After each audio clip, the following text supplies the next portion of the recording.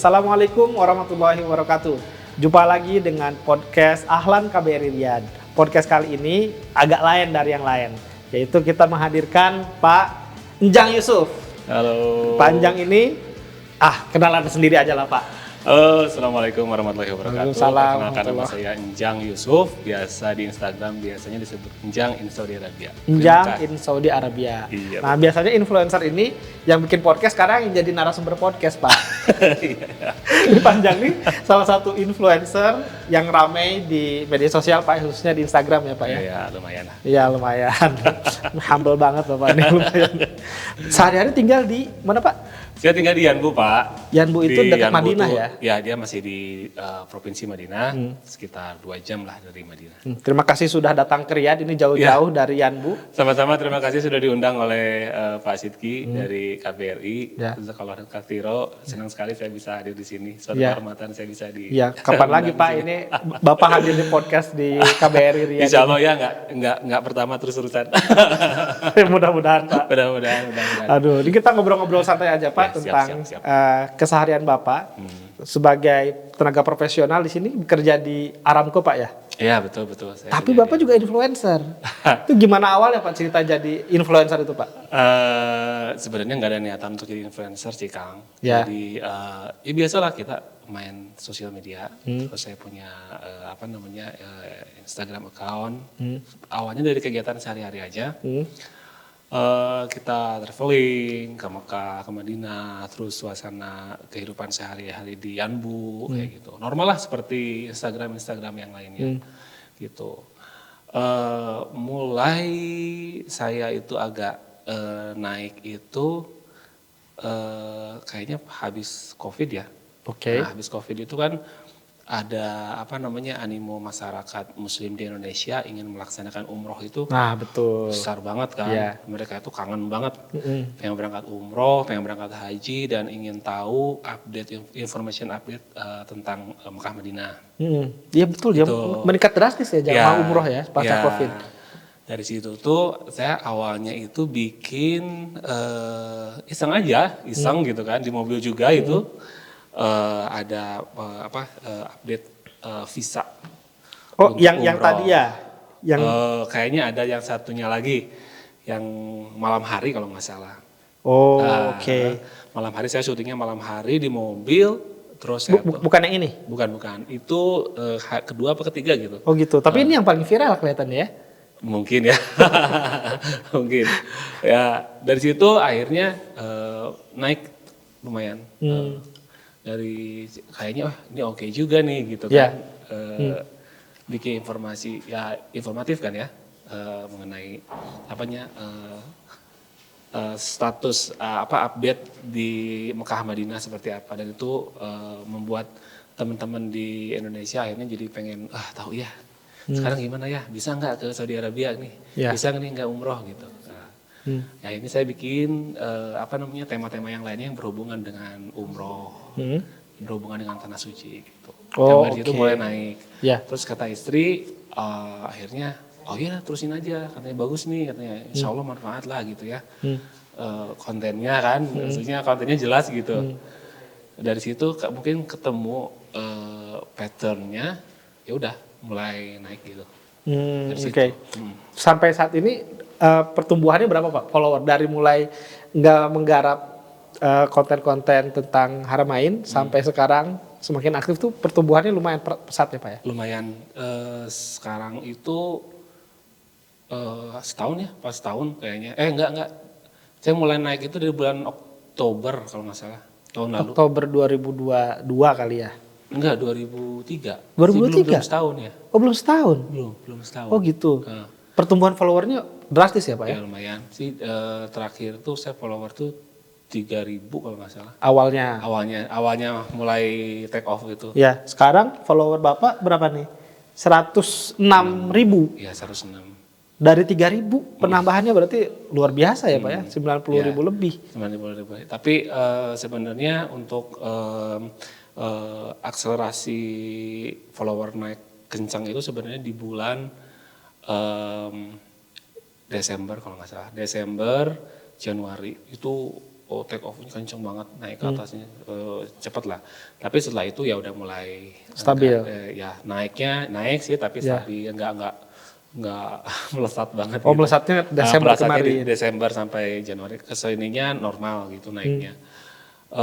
Itu pun juga kan memang harus ada komitmen dari kita untuk selalu setiap hari bikin konten yang informatif supaya follower itu nggak dicuekin ya, Oh gitu. nggak ketinggalan gitu. Sebenarnya itu sih yang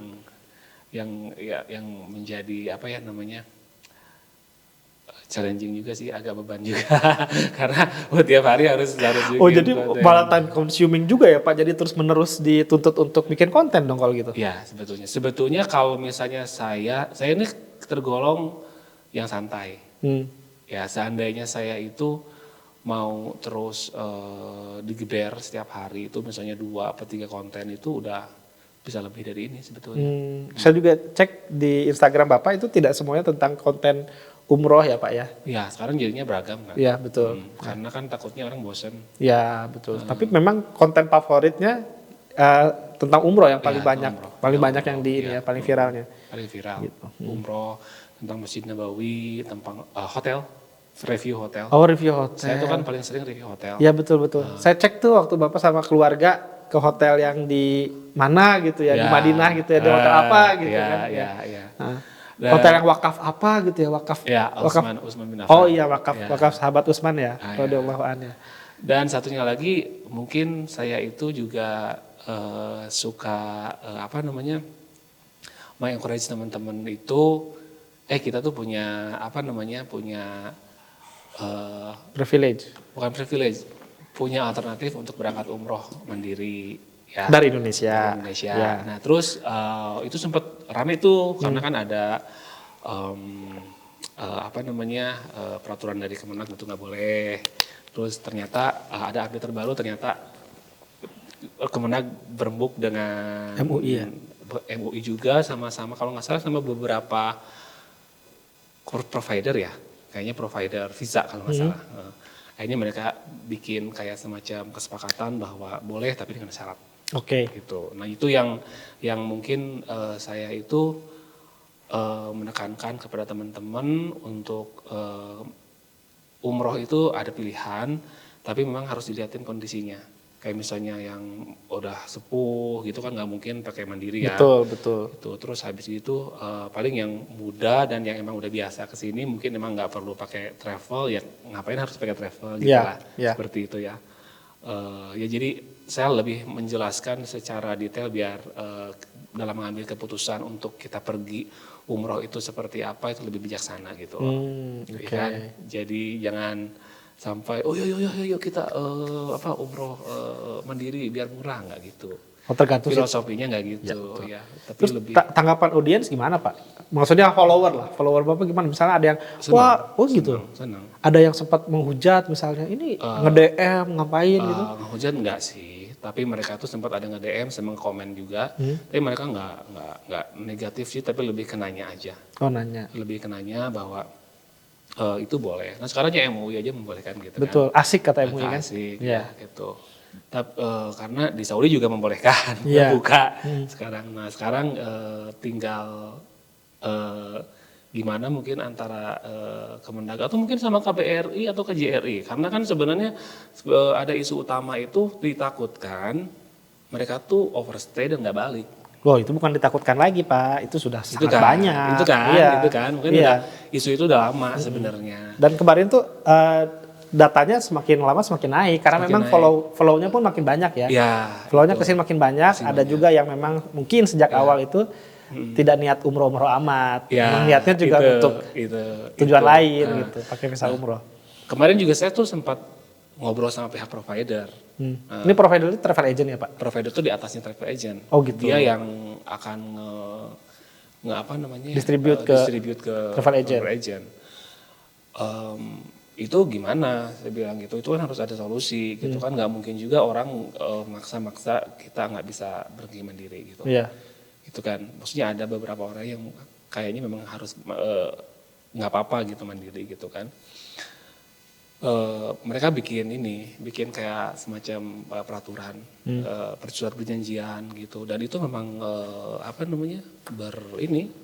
berlaku. Sempat ada yang overstay, keluarganya akhirnya tanggung jawab harus bayar uang sebesar 50.000 ya. Real, 15.000 real.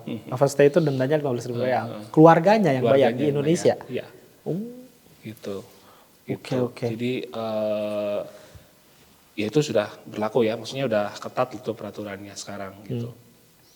Dan ya itu, saya tuh kemarin tuh ngobrol juga karena sempat ada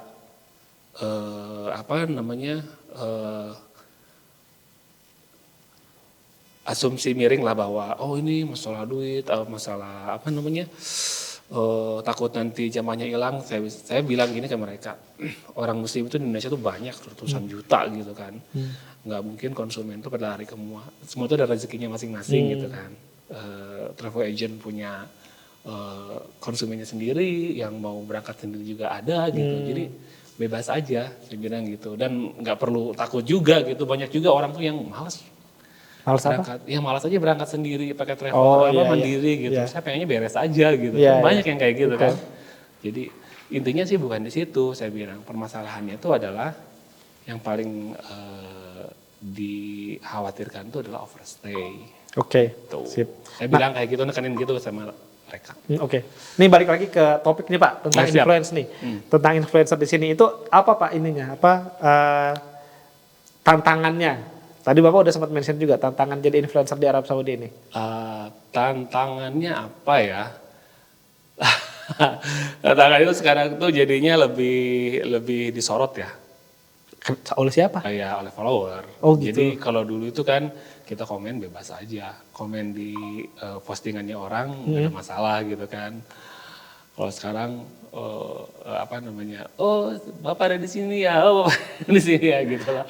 Pernah ada suka misalnya kemarin Bapak saya lihat jalan-jalan ke Boulevard World ya. Iya. Ada yang panjang foto dulu segala macam, ada yang kenal nggak itu orang Indonesia misalnya? Kalau di Riyadh nggak. Nggak ya? Mekah, Madinah, Jeddah pernah. Oh gitu. Jadi ada follower yang kebetulan pesawat, ketemu. Ya. Jadi artis dong ya. Jadi seleb ya Pak ya. Beberapa kali aja sih. Beberapa kali. Luar biasa. Terus itu menjaga ini dengan pekerjaan Bapak sehari-hari di Aramco gimana Pak? Ya kita di luar jam kerja. Di luar jam kerja. Gitu. Tapi nggak dipermasalahkan oleh perusahaannya Pak ya? Enggak, dan mereka juga nggak tahu. Karena beneran kita kerja tuh sibuk. Oh gitu. Sibuk. Kalau saya baru buka HP pas lagi jam istirahat, setelah itu udah kerja sibuk. Sibuk gitu, banget. Okay. Ya nggak ada. Makanya kalau pas pulang, baru bisa. Makanya di mobil ya Pak bikin kontennya. Di mobil bikin kontennya itu karena pas lagi pulang. Yeah. Kalau live itu pas di mobil gitu. Jadi nggak ada pengaruhnya juga ke karir Pak ya? Enggak. Misalnya, ini jadi influencer nih, oke, jadi dapat sesuatu bonus atau apa enggak Pak ya? Nggak ngaruh ya? Enggak sih, enggak. Ya dan orang Saudi kayaknya jarang ada yang pakai Instagram malah. Oh iya, Snapchat ya banyak ya? Snapchat, gitu, TikTok, saya nggak main. Ada punya tapi nggak aktif di situ. Ya.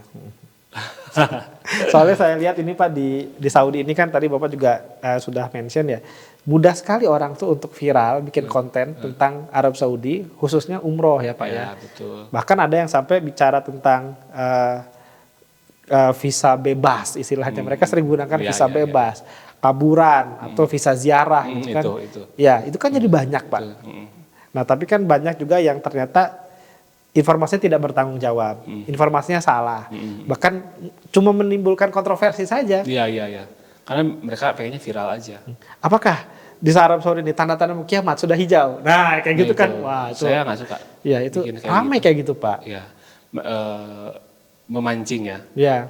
Karena saya sempat ngobrol juga ya sama beberapa teman bahwa orang Indonesia ini paling suka kalau ada berita tuh rada-rada gosip gitu ya. Ya akhirnya dia bikin judulnya seperti itu sehingga atensi orang jadi ketarik ke situ ya. Gitu. Jadi pengen buka ini apa sih gitu. Oh jangan-jangan bener ya gitu. Padahal kan nggak gitu. Itu ada ini nggak Pak? Ada kira-kira gimana tipsnya nih buat mungkin teman-teman juga yang sedang ingin menjadi influencer atau mungkin sudah jadi influencer, banyak kontennya viral, followersnya, itu apa yang harus nilai-nilai yang dijaga itu Pak? Kalau saya sih lebih ke kita harus bertanggung jawab. Ya. Bahwa isi konten kita ini bisa dipertanggungjawabkan dan manfaat gitu. Terus punya sumber yang bisa yang benar lah ya, bisa dipertanggungjawabkan gitu. Jadi jangan sampai kita bikin konten itu hanya niat biar viral aja gitu loh. Karena viral gampang ya Pak ya? Viral itu gampang. Ya, kencingin gampang. air zam-zam juga terkenal kan? Terkenal ya. Aduh, kalau cuman segitu sih janganlah gitu kan, dosa juga kan gitu. Saya cari konten-konten yang manfaat aja, yang sekiranya tuh memang bisa menginspirasi teman-teman di Indonesia untuk lebih umroh gitu, haji mumpung masih muda kayak gitu. Saya kan lebih mengencourage gitu sama follower. Iya. Jadi untuk supaya ibadah tuh jadi nyaman, jadi mudah gitu Pak ya. Iya. Isi-isi konten saya kan kurang lebih kayak misalnya rukun umroh apa, rukun haji apa gitu kan. Terus saya dilihatin pas saya lagi ihram, mikot gitu kan, kayak gitu.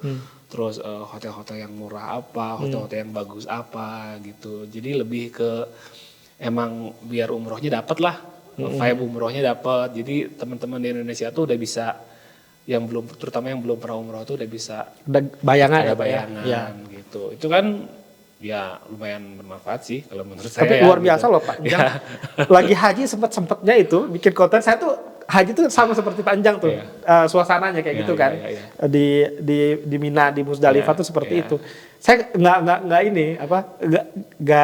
nggak kesempet dan nggak punya tenaga gitu. Nggak punya tenaga untuk ke situ ya. Itu saya mau cerita sedikit.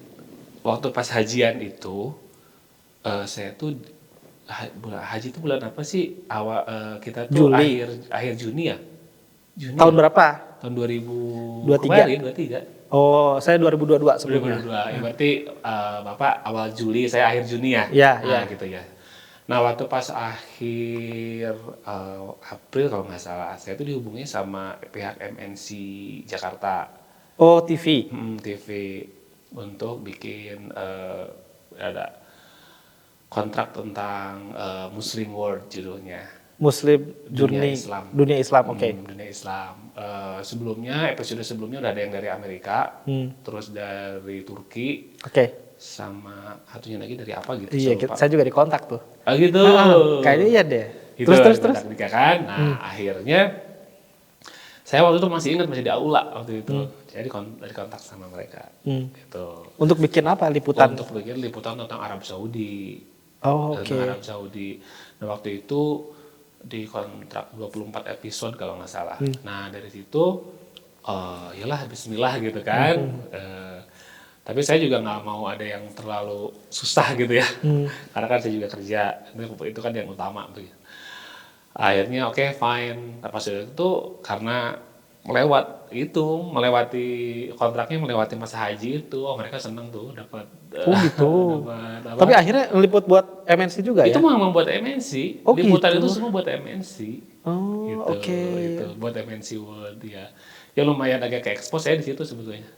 Jadi itu masuk TV di Indonesia juga ya? Iya. Konten-konten yang itu ya, yang tentang haji ya? 24 episode itu ditayangin di Indonesia. Oke. Waktu itu saya dikontak, cuma saya bilang, jangan saya. Dari KBRI ke masyarakat aja. Mungkin dia cari-cari juga waktu itu. Waktu itu sempat ada beberapa influencer juga yang dihubungi, tapi mereka nggak sanggup, saya sanggup. Mantap. Jadi hajinya ini juga Pak ya, penuh juga tuh kegiatannya tuh. Ya, tapi kita syuting di selama haji juga nggak terlalu gimana gitu, karena kan terus terang saya haji pengen fokus kan. Itu dia. Gitu. Tapi waktu pas ada beberapa yang saya itu permintaan mereka nggak saya penuhin. Di Arafah itu saya nggak mau. Oh, dia minta liputan di Arafah. Ya, itu kan Arafah lagi puncak haji. Bagi puncaknya, saya nggak mau waktu di Arafah.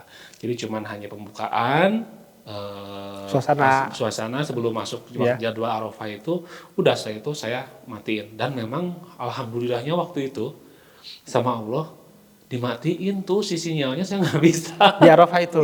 Padahal nyala HP-nya. Nyala HP-nya. Mati Nanti itu. disuruh khusus itu Pak. Kayaknya emang sama pemerintah Arab Saudi bagaimana mati saya beneran. Oh gitu. Mati beneran. Oh dan banyak orang juga mati waktu itu. Nggak tahu yang lainnya mati, tapi yang punya saya mati, istri saya mati, tapi kita teleponan bisa. Cuma teleponan aja sama SMS. Oh mungkin biar Tapi internet nggak bisa. Oh. Ya. Lucunya lagi setelah kita mau ke Musdalifah baru itu lagi. nyala lagi. Nyala lagi. Oh, Oke. Alhamdulillah. Ya biar jadi wukufnya itu fokus ya Pak, Dapat, khusus iya, ya. itu. Kalau yang lempar jumroh sama itu oke lah, nggak apa-apa lah gitu ya. Tapi yang Arafah saya bilang saya nggak mau. Bahkan dia tuh minta pengen liputan saat Arafah tuh live, oh nggak mau gitu. Dan untungnya memang sinyalnya nggak ada juga ya. Ya, waktu itu. untungnya sini nggak ada juga, alhamdulillah gitu. Itu berat juga Pak, tanggung jawab jadi influencer tuh Pak ya. Iya. Dikejar-kejar oleh konten juga yang tadi ya Iya, dari MNC ya. itu sebenarnya waktu pas waktu MNC saya waktu itu udah pengen saya bilang, tapi karena ini kan sama ibadah gitu. Jadi ya sedapatnya aja lah ya. gitu. Tapi Bapak santai Pak ininya apa? Karena ada kerjaan tetap di Aramco itu kan. Iya. Banyak orang kan yang kekeh itu maksain untuk bikin konten sampai akhirnya nabrak kanan kiri juga gitu. Iya, itu sih yang disayangkan. Saya ada beberapa yang saya ketahui begitu. Ya mungkin apa ya namanya? Ya tiap orang beda-beda ya. Tiap orang beda-beda. Ada juga yang memang begitu. Sebenarnya sih sah-sah aja sih Kang. Dia mau apa ngebut di sosial media, Ya. di Instagram maupun di YouTube gitu kan. Cuman permasalahannya itu yaitu isinya itu bertanggung jawab apa enggak gitu. Betul, itu kuncinya Pak ya, Kuncinya bertanggung sih itu, jawab. Ya. Kalau bagus-bagus aja ya nggak masalah, informatif gitu nggak masalah. Tapi kadang kayak yang main save kayak gitu kurang viral Pak. Yang mana? Yang main save bertanggung jawab kayak gitu kurang viral. Iya. Kalau viral tuh memang harus ada sedikit yang Kontroversi. ya. Iya benar. Iya. Sedikit kontroversi langsung naik gitu. Clickbait kan istilah sekarang tuh ya. Ya, clickbait. Betul. Terus apa Pak Anjang ada saran nggak nih untuk memastikan konten Pak Anjang atau influencer yang lain itu selaras nih dengan kebijakan pemerintah Arab Saudi khususnya ya Pak ya, Ya. dan Indonesia itu gimana sebetulnya? Ininya, Harus tipsnya. sering cari informasi. Salah satunya kenal sama Pak Sini. Aduh. Aduh ini ada HP lagi nyala. Tadi dari ibu. Oke, silakan Pak. Silakan Pak, lanjut. Tadi tuh ngomongin sampai mana ya lupa saya. Tadi tuh yang supaya selaras dan tidak melanggar aturan lah di Arab Saudi dan di Indonesia. Oh ya itu. Jadi kita harus terus update tentang regulasi di Saudi Arabia seperti apa. Itu banyak sekali informasi kan. Kita biasanya lihat di beberapa Instagram account resmi dari Saudi Arabia. Dan aturan tuh bisa cepat berubah Pak ya. Ya, Betul. Mereka nggak tahu. Harus update ya. Harus update ya. Terus juga dari KBRI, dari KJRI. Jadi sudah follow akun kita kan? Ya, udah dong. Waduh. Tahu dong kalau kita menang sosial media award ya. Iya. Masya Allah. Hebat, mantap. Ya itu, kita juga sering komunikasi. Kalau saya mungkin dulu awalnya sama teman-teman di KJRI lah ya. Ya mungkin karena deket lah di Jeddah gitu. Ya sekarang alhamdulillah saya bisa bersilaturahmi sama teman-teman di KBRI di Riyadh gitu. Ya itu memperkaya saya. Sudah pernah diundang podcast KJRI Jeddah Pak? Belum. Oh bagus lah tuh KJRI Jeddah kita duluan. Iya, tapi sudah ketemu kemarin di Madinah itu ya ngobrol-ngobrol aja sih dengan Pak siapa ya namanya lupa saya. Dari mana? Fungsi apa? Temen Pak Misnal. Oke, perhubung imigrasi ya Pak imigrasi, ya di situ. Oke. Ya alhamdulillah. Ya dari situ otomatis saya harus bikin konten yang memang selaras dengan peraturan di Saudi Arabia maupun juga pemerintah Indonesia. Iya betul. Gitu. Itu fungsinya influencer memang sangat terbantu Pak buat yang di pemerintahan supaya juga bisa himbau lah, kalaupun tidak bisa memaksakan ya supaya teman-teman kita sesama warga negara Indonesia itu taat aturan. Betul. Saya biasanya juga beberapa kali itu nge-remix atau ada juga pernah saya bikin konten juga sendiri seperti mengenai pelayanan kedutaan besar atau KJRI untuk masyarakat. Iya. Misalnya tuh nanti ada di kota mana gitu. Oh kan. gitu. Ya. Saya lihat yang terakhir e-paspor ya. E-paspor KJRI Jeddah ya. Ya kemarin itu sebenarnya dapat undangan juga di sana, tapi keburu ke sini. Oh gitu. Bagus. Jadi mau diundangannya malah ke KBRI. Diminta ke KJRI untuk ini sosialisasi paspor ya. Iya. Iya. Telat mungkin ngasih ininya. Kita udah keburu ke sini ya. Insya Allah lah. Tapi saya tetap informasikan karena itu kan manfaat kan buat teman-teman di Indonesia yang ada di sini, gitu. Yang mau bikin e-paspor silahkan gitu. Iya betul itu penting tuh Pak. Penting banget. Terus pelayanan atau seperti pengaduan kasus pekerjaan, ya. Terus juga memang tidak bisa dihindari ya bahwa ada berita-berita tentang kondisi warga negara Indonesia yang ada di Saudi Arabia ini. Oh jadi pengaduan sering kelewat Bapak juga? Misalnya di DM Pak bantuin saudara saya gitu. Iya. Sering kayak gitu terima gitu ya? Sebenarnya dulu itu saya dimintain sama pihak KJRI untuk jadi wakil apa ya namanya ya kayak semacam perwakilan kontak person lah nanti gitu. Tapi waktu itu saya karena berat ya. Satgas ya. Betul. Akhirnya alhamdulillah waktu itu ada memang temen yang udah lebih senior di sana dan memang dia banyak kenalan sama teman-teman Indonesia. Udahlah mending Bapak itu aja saya bilang gitu kan. Itu kayaknya lebih representatif daripada saya gitu. Iya. Tapi saya tetap bantu. Ada beberapa yang memang kenal sama saya langsung follow up ke pihak KJRI untuk memecahkan masalah di yang terjadi gitu ya. Baik itu kan banyak kan teman-teman kita itu di Yanbu ya khususnya itu ada driver, ada domestic worker, gitu kan, ada pekerja profesional juga gitu. Itu sering ngadu gitu. Rencana berikutnya apa nih Pak? Rencana masa depan? Lanjut influencer atau profesional atau gimana kerjaan? Profesional lah insya Allah. Profesional influencer itu saya job aja. Ini apa namanya hiburan aja lah hiburan. Happy aja Pak ya. Happy aja. Tapi bermanfaat lah. Bermanfaat. Menginspirasi mudah-mudahan ya. Iya insya Allah menginspirasi. Terutama itu tadi tentang informasi umroh gimana kan haji gitu. Sama informasi itu kayak apa tentang warga negara Indonesia di sini. Itu penting sekali Pak. Penting banget karena ya kita juga kan ingin ngebantu lah ya, ingin berkontribusi ke negara untuk ngebantu teman-teman di KJRI maupun KBRI. Dan itu lebih powerful Pak. Kadang-kadang kita bikin konten di akun-akun resmi KBRI atau KJRI kurang menjangkau. Tapi kalau dibantu oleh Pak Njang atau teman-teman influencer itu bisa lebih menjangkau kemana-mana, outreach-nya bisa lebih bagus gitu. Itu yang punya power yang lebih dibandingkan akun-akun resmi pemerintah. Iya betul.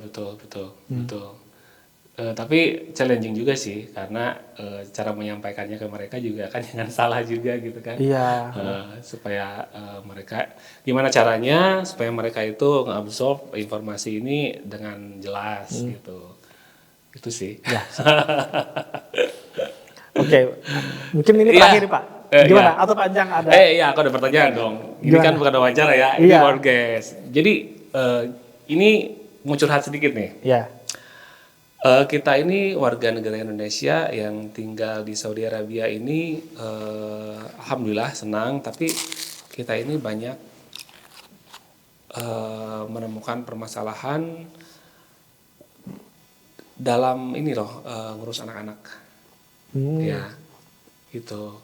Jadi gimana tuh Pak anak-anak maksudnya? Ya karena gini loh, sistem pendidikan di sini itu kan beda dengan di Indonesia. Ini mungkin masukan aja lah, atau mungkin saya memohon ke Pak Sidki.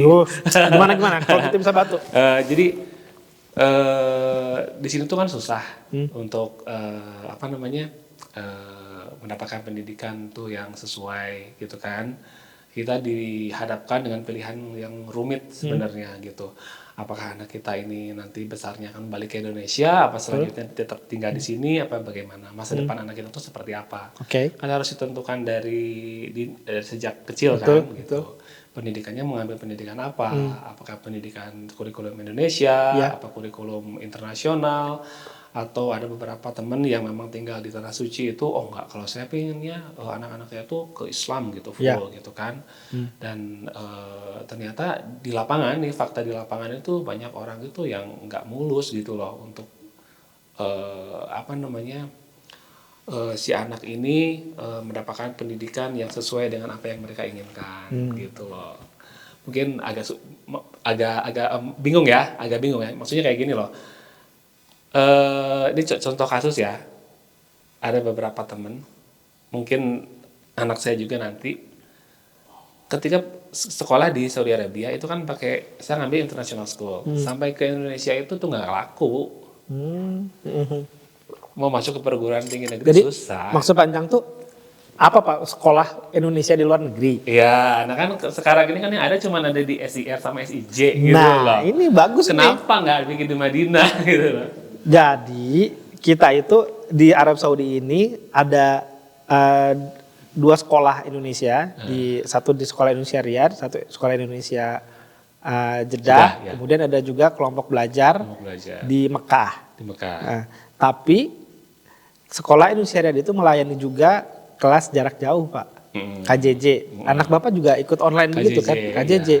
KJJ ini tidak hanya sekedar untuk di wilayah Arab Saudi, bahkan Arab Saudi sampai ke Afrika Utara. Ya, betul. Ada juga teman-teman anak saya misalnya di Sir, itu sekolah di Sir, tapi temennya ada yang di Dubai, bahkan ada yang sampai ke Pakistan gitu. Jadi memang tidak perlu tinggal di Riyadh untuk sekolah Indonesia Riyadh itu, bisa juga tinggal di kota-kota lain. Jadi bisa ikut KJJ.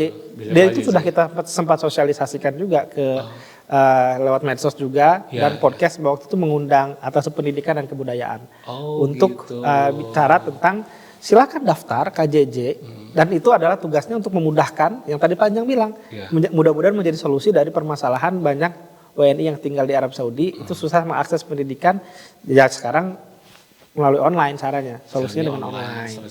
Ya ada kelas jarak jauhnya gitu. KJJ pembelajaran jarak jauh apa namanya gitu. Tapi ini online-nya tiap hari kan ya? Tiap hari. Ya. Ada juga kita punya namanya paket. Paket A, B, C juga ada. Ada kejar juga kelompok belajar paket A, B, C. Insya Allah dimudahkan lah kita terima masukan juga kalau ternyata memang dari program ini ada yang kurang. Bagaimana solusinya kita bisa bicarakan sama-sama. Gitu. Jadi kalau yang saya rasakan sih kayaknya kayak paket itu berat yang kita pernah coba agak mending yang KJJ ini. Karena kalau KJJ ini kayaknya lanjutan dari habis COVID kali ya. Betul. Jadi, memang COVID itu salah satu hikmahnya itu adalah orang-orang tuh murid tuh terbiasa belajar online, guru juga sudah biasa mengajar online, gitu ya. Dan itu